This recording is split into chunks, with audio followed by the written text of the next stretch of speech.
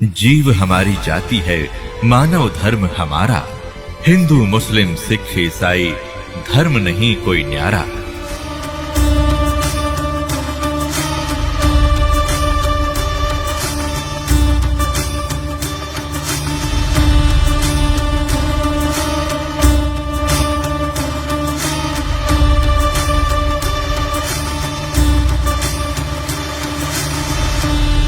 तो पुण्यात्मा, सत्संग के अंदर सर्वप्रथम तो ये याद दिलाई जाती है कि मनुष्य जीवन किस लिए प्राप्त होता है। मनुष्य जीवन के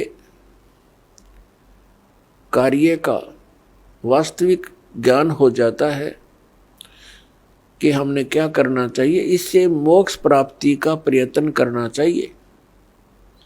कल्याण के लिए सबसे अधिक प्रयत्न करना चाहिए।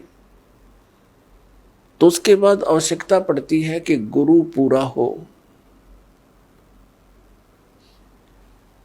तो गुरु पूरे से फिर आपका काम चलेगा। इसमें मुख्य ये दो कड़ी होती है। प्रथम, पूर्ण संत की प्राप्ति होने पर ही आपको सत्संग प्राप्त होगा, और सत्संग से ये ज्ञान होगा कि मनुष्य जीवन किस लिए मिला था। तो फिर आपका कल्याण बहुत आसानी से हो जाएगा। तो पुण्यात्मा, जो संपूर्ण ज्ञान है, संपूर्ण अध्यात्म ज्ञान है, ये पूर्ण संत ही बता सकता है। अब जैसे परमात्मा ने कहा है कि मानुष जन्म पाय कर नहीं रटे हरि नाम, जैसे कुआं जल बिना बनवाया क्या काम। परमात्मा ने मनुष्य जीवन की आवश्यकता कितनी बताई है कि जो व्यक्ति, जो प्राणी मनुष्य जीवन प्राप्त करके परमात्मा का नाम जाप नहीं करता, उसकी भक्ति साधना नहीं करता, वो तो ऐसा है जैसा जल रहित कूप होता है। वेल विदाउट वाटर, बिना पानी का कुआं। उसका नाम कूप अवश्य है जिसमें जल नहीं, लेकिन गुण कूप के नहीं। ठीक इसी प्रकार जो व्यक्ति परमात्मा की भक्ति नहीं करते, तो वो ऐसे हैं जैसे जल रहित कूप। उसका नाम मनुष्य अवश्य है, लेकिन गुण मनुष्य के नहीं हो सकते। उसके लिए सत्संग की आवश्यकता पड़ती है। और सत्संग के अंदर ये याद दिलाया जाता है कि परमात्मा की भक्ति किस लिए करें। परमात्मा की भक्ति इसलिए करें कि परमात्मा याद दिलाते हैं, साहेब से चितला ले रे मन गर्भ गुमानी। साहेब में भगवान से, परमात्मा से चितला, विशेष कसक बना भगवान की तरफ। अरे मन गर्भ गुमानी, हे अभिमानी मन, परमात्मा की तरफ लग जा। क्यों लग जा, किस लिए, क्या कारण है। ना लगने से क्या हानि है, लगने से क्या लाभ है। ना भी कमल में नीर जमा, तेरा दीना मैल बनाए। नीचे जठरा अग्नि जल थी, वहां तेरी करी सहाय। नीचे शीस चरण ऊपर को, वो दिन याद कराए। दांत नहीं जब दूध दिया था, अमी महारस खाए। बाहर आया भरम बुलाया, बाजे तोर सनाए। तू ही तो छोड़ दे, अब चला अधम किस राय। दाई आई घुटी प्याई, माता गोद खिलाए।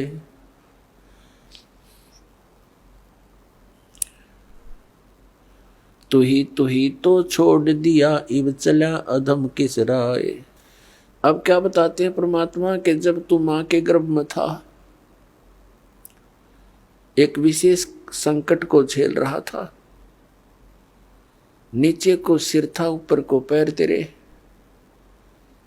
और जब आपत्ति आती है, ये प्राणी परमात्मा को याद अवश्य करता है। मां के गर्भ में इस प्राणी को पूरी चेतना होती है कि मैं किस कारण से इस जेल में फंसा हूं। उस समय वो परमात्मा से अर्ज करता है, हे भगवान, एक बार मेरा संकट निवारण कर दे, मुझे बाहर निकाल दो, फिर आजीवन आपकी भक्ति करूंगा, 2 रोटी के लिए धंधा भी करूंगा, मालिक तेरी भूल नहीं करूंगा। उस समय उसको अपने पिछले जन्म जन्मांतर की फिल्में देखने को मिलती हैं अपने ही अंतःकरण में, क्योंकि हमारे अंतःकरण के अंदर परमात्मा ने एक ऐसा सिस्टम कर रखा है कि जो भी क्रिया काम कर्म हम करते हैं और जो भी अच्छी मंदी सोच हम अपने हृदय में बनाते हैं, वो सब रिकॉर्ड हो जाती है। जब तक जीव मोक्ष प्राप्त नहीं करता, तब तक उसके अंतःकरण में उसके सर्व कर्म अंदर फीड रहते हैं। और जब ये प्राणी संसार छोड़कर जाता है, धर्मराज के पास जाते ही उसकी वो किए हुए कर्मों की फिल्म ऑन हो जाती है। वहां इसको ये बताने की आवश्यकता नहीं पड़ती, तने ये गलत करा रही हो, नाट जा। वहां नाटने की गुंजाइश नहीं रहती कि मैंने ऐसा नहीं किया। तो उस फिल्म को देखता हुआ वो प्राणी अपने पिछले मनुष्य जीवन व्यर्थ किए हुए इसको बहुत याद आते हैं और बहुत रोता है। मैं कितना जालिम था, मुझे संतों ने चेताया भी, भक्ति करने लगा भी, छोड़ दिया, फिर उन्हीं मस्तियों में लगा रहा। परमात्मा की भक्ति ना करने से आज तक मैं भटक रहा हूं। तो उस समय परमात्मा याद दिलाते हैं कि जब तू मां के पेट में था, जब तो तू करा था, हे भगवान तू ही है सब कुछ, और आप एक बार मुझे इस मां की कैद से, पेट की कैद से बाहर निकाल दे, आपको कभी नहीं बोलूंगा। तो यहां परमात्मा कहते हैं, बाहर आया और भरम बुलाया, अब चला अधम किसरा। ए नालायक, अब कौन सा रास्ता अपना लिया तूने। क्या बताते हैं कि 12 वर्ष खेलते बीते, लीना ब्याह करवा। पहले बचपन में ब्याह हो जाते थे, उस समय की वाणी है ये। 12 वर्ष खेलते बीते, लीना ब्याह करवा, और तरुणी नारी से बना गरबारी, अब चला मूल गवा। परमात्मा ये नहीं कहते कि ब्याह ना करवाओ, कहने का भाव यो है कि इससे काम ना लगे रहो, इस मनुष्य जीवन के एक मुख्य कार्यों को और इसमें साथ जोड़ लो, और उसके बिना तो ये सारा काम व्यर्थ है, और उसके साथ हो जाने से सारी सफलता। जब व्यक्ति महादुखी हो जाता है, अपने सतर के सब प्रयत्न ये कर लेता है, चाहे राजा भी क्यों न हो, तो उसको भगवान की आवश्यकता महसूस होती है। राजा लोग भी परमात्मा के लिए साधु संतों के पास जाते हैं, आशीर्वाद प्राप्त करते हैं। तो परमात्मा हमें याद दिलाने आते हैं कि तुम भिखारी क्यों बनो। वो साधु क्या करते हैं, वो भी तो भगवान की भक्ति करते हैं, तुम भी करो, तुम स्वयं धनी बनो उस भक्ति का, याचक क्यों बनो तुम। तो वह हमारे समझ में नहीं आई, क्योंकि हम इस गाइड गणे कर रखे, हमने सोच ये रखा है कि भक्ति तो वो लोग करते हैं जो गुफाओं में बैठे, भक्ति तो वही कर सकते हैं जो बिल्कुल घर त्याग कर जंगल में जा बैठे, वो फरी हैं। वह फरी नहीं है, वो तो आपसे भी दुखी है। तो परमात्मा हमें याद दिलाते हैं कि तरुणी नारी से गरबारी और चाला मूल गवा।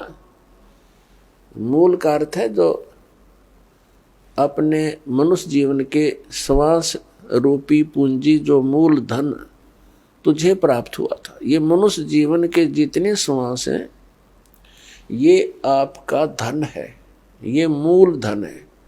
और इस मूल धन से हमने आगे व्यापार करना था, सौदा करना था और इसको दुगना तिगना चौगुना करना था। परमात्मा कहते हैं कि 3 लोक और भवन चतुर्दश सब जग सौदे आही, और दुगने तिगने और किए चौगने और किन हो मूल गवाही।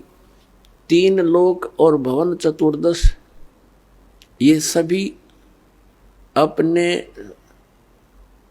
सौदे के लिए आए हुए।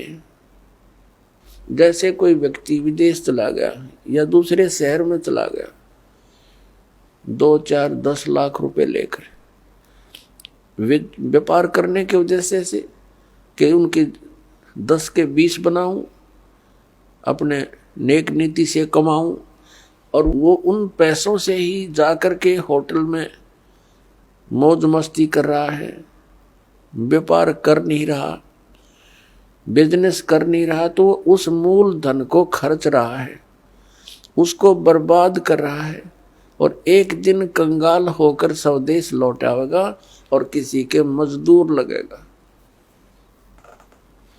और दूसरा व्यक्ति उन 10 लाख रुपयों से सौदा खरीदता है, बेचता है, दुगने तिगने कर रहा है, तो उसने उसका यथार्थ लाभ प्राप्त कर लिया। ठीक इसी प्रकार जो मनुष्य जीवन प्राप्त प्राणी इस पूंजी को खर्च रहे हैं, कोई मंत्री बन गया, कोई प्रधानमंत्री बन गया, कोई जज बन गया, कोई IAS IPS बन गया, कोई मैक फैक्ट्री का मालिक बन गया, ये पिछला धन है आपका। कोई मनुष्य जीवन ही आपको मिला है तो बहुत पुण्यकर्मी प्राणी है, आप धनी है भगवान के धन से। जिसको मनुष्य जीवन प्राप्त है वो मूल धन पूरा लिए हुए है। बाकी उच्च पोस्ट प्राप्त हो जाना, राजा बन जाना, ये उस भक्ति धन का एक एक्स्ट्रा आइटम है। ये केवल दान पुण्य का ही फल है इनका। और मूल पूंजी वो भक्ति वाली, वो सबकी मनुष्य जीवन प्राप्त प्राणियों की एक जैसी है, जिनको मनुष्य जीवन मिल गया। चाहे वो रिक्शा चलाता है, चाहे मजदूर है, चाहे सेठ है, और चाहे मंत्री या प्रधानमंत्री है, कोई भी है। भक्ति धन आपका जो है नाम की कमाई वाला धन तो सबका समान है। और रहे पुण्यों का, उन पुण्यों से ये उच्च पोस्ट मिल जाती है। तो कहने का भाव ये है दास का कि जो इस मनुष्य जीवन के इस मूल धन से फिर से अपनी कमाई शुरू कर देता है, परम संत की शरण से उपदेश प्राप्त करके, फिर अपने उस दैनिक कार्य के साथ साथ ये भी एक मजदूरी करता है, तो वो दुगने तिगने और चौगने बना रहा है अपने मूल धन के। अब परमात्मा ने आकर ये ज्ञान दिया है, और यथार्थ ज्ञान को भगवान ही बता सकते हैं, जीव तो अटकल लगाया करते हैं। आप देखिएगा पवित्र 4 वेदों और श्रीमद् भगवद गीता के अंदर जो ज्ञान है वो गॉड गिवन है। और परमेश्वर कबीर जी की वाणी वो गॉड गिवन है, स्वयं परमेश्वर ने आके बोली है। और उन महापुरुषों की वाणी जो परमात्मा से परिचित हुए, जिनको भगवान आकर सीधे मिले, उनको अपने से परिचित करा के वापस छोड़ा, उनकी वाणी भी गॉड गिवन है, क्योंकि उनका अनुभव आंखों देखा है परमात्मा की उन वाणी से भी मेल खाता है। तो इस प्रकार जो 18 पुराण हैं उनको देखिएगा, वो जीव की सोच है। इन ब्रह्मा विष्णु महेश और अन्य ऋषि महर्षियों का अपना ज्ञान अनुभव है, वो वेदों से बहुत कम मेल खाता है। तो इस प्रकार हमने अन्य के अनुभव को अपने भक्ति मार्ग में सहयोग में नहीं लेना है, आधार नहीं मानना है। इस ज्ञान को सुनने के लिए, ज्ञान को समझने के लिए 18 पुराण हमारे लिए एक विशेष सहयोगी हैं, लेकिन भक्ति की विधि के लिए इनका सहयोग हमने बिल्कुल नहीं लेना। और उसमें जो भी भक्ति क्रियाएं बता रखी हैं वो वेदों से नहीं मिलती हैं तो नहीं लेना, उनका पालन नहीं करना हमने, तभी हम सफल होंगे। तो क्या बताते हैं, ये मनुष्य जीवन जब तक आपके पास है तो आप इससे ये लाभ उठा सकते हो। क्या बताया है कि लोहे जैसा ताव जात है ये काया दे सराही, और 3 लोक और भवन चतुर्दश सब जग सौदे आही। जैसे कारीगर लोहे को गर्म करता है, उसको इतना गर्म कर देता है बहुत अधिक, और फिर उसको निकाल कर तुरंत उस पर चोटें लगाता है।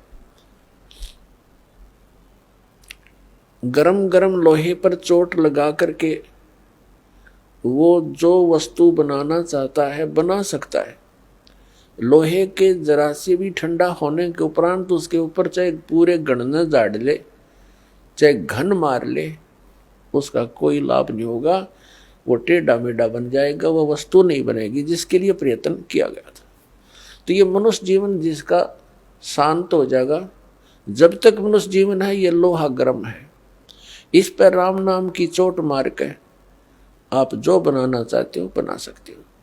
जब ये ठंडा हो जाएगा, मृत्यु हो जाएगी, फिर कुछ नहीं हो, चाहे पाछे इसके श्राद्ध निकालते रहियो, वो तो ठंडा होने के बाद चोट मारनी है। और चाहे उसकी 13वीं करते रहियो, 13वीं 17वीं, वो तो लोहा ठंडा होने के बाद व्यर्थ प्रयत्न कर रहे हो। तो यहां क्या बताते हैं, 3 लोक और भवन चतुर्दश सब जग सौदे आही, दुगने तिगने किए चौगने किन्हु मूल गवाही। किसी ने तो दुगने तिगने चौगने कर लिए मनुष्य जीवन से सतभक्ति करके, और किन्होंने मूल का नाश कर लिया, मूल गंवा दिया, यानी मनुष्य जीवन को यही फूफर करके अन्य क्रियाओं में ही व्यर्थ कर गए, उन्होंने मूल धन का नाश कर दिया। अब भक्ति न करने से क्या हानि होगी। नर से तीतू पशुआ की जय, गद्दा बैल बनाई, ये 56 भोग कहाँ मन मूर्ख, कित कुरडी चरने जाई। आप सुन रहे थे जगत गुरु तत्वदर्शी संत रामपाल जी महाराज जी के मंगल प्रवचन। अधिक जानकारी के लिए विजिट कीजिए हमारी वेबसाइट www.jagatgururampalji.org। संत रामपाल जी महाराज जी के शुभ आशीर्वाद से पूरे विश्व भर में 500 से भी ज्यादा नाम दीक्षा केंद्र हैं, जिन पर संत रामपाल जी महाराज जी द्वारा ऑनलाइन निशुल्क नाम दीक्षा दी जा रही है। अपने नजदीकी नाम दीक्षा केंद्र का पता करने के लिए संपर्क करें 8222880541।